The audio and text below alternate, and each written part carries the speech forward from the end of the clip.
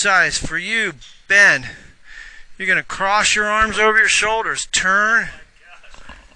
That's hard. Now your front foot, your right foot's going to be forward when you rotate to the right. Yeah, so you're going to turn in the direction of your front leg. There you go. Knee over ankle. Turn, right. Right. Don't get too wide. The wider your stance, the harder it is to turn. So bring your feet a little closer together. Yep. Keep going. That's it. Now it's easier to turn. Good. Now I want that shaft to point at the ground. 1 foot in front of the ball. Right. 1 foot in front of the ball. That's a different turn. Yeah. See, now that's the feeling I want you to have. So when you rotate, you point the shaft right in front of the ball. About 1 foot to 18 inches in front. I don't want you to roll the ankle or the knee. I want you to keep it braced. You feel how wound you feel there? That wound feeling is what we're after in the golf swing. The second exercise, well, you're going to do that 10 times on each leg. You're going to rotate to the left with your left foot in front, knee over ankle. You'll find it's harder to rotate to the left because golf is a one-direction movement. Keep your heads very still. That's it. Turn your shoulders on a tilted plane so your head doesn't move.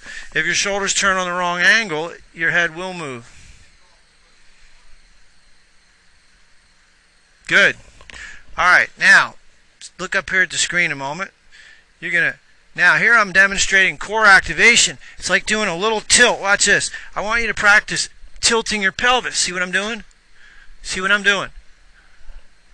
I don't have to remind you what that looks like.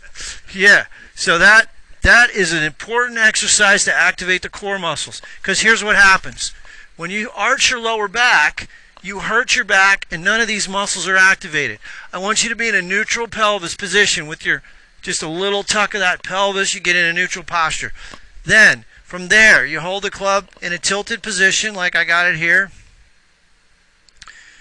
You hold it about shoulder height. And then you're just going to shift and rotate.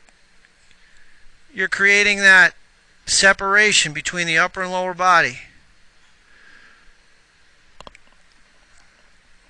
Yeah. Shift and rotate. Now, Ben, turn your shoulders a little bit to the right like this. Turn your hips a little bit to the left. There you go. Right. That's tough. That's what I want you to practice. That's the hip twister. Yep. Alright. Good enough. Watch a pitcher. The lower body is way out in front of the arm. We call it co-activation. You got two opposing forces going in opposite directions, which creates torque. So in the golf swing, what you have is your arms going back and the body starting forward. In the longest hitters in the world, they explode.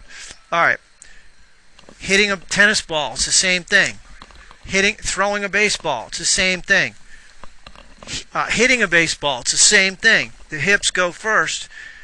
Alright, so that's what we're trying to create that. Now, do I mean go out on the golf course and do that? If you want to shoot 150, that would be a good idea.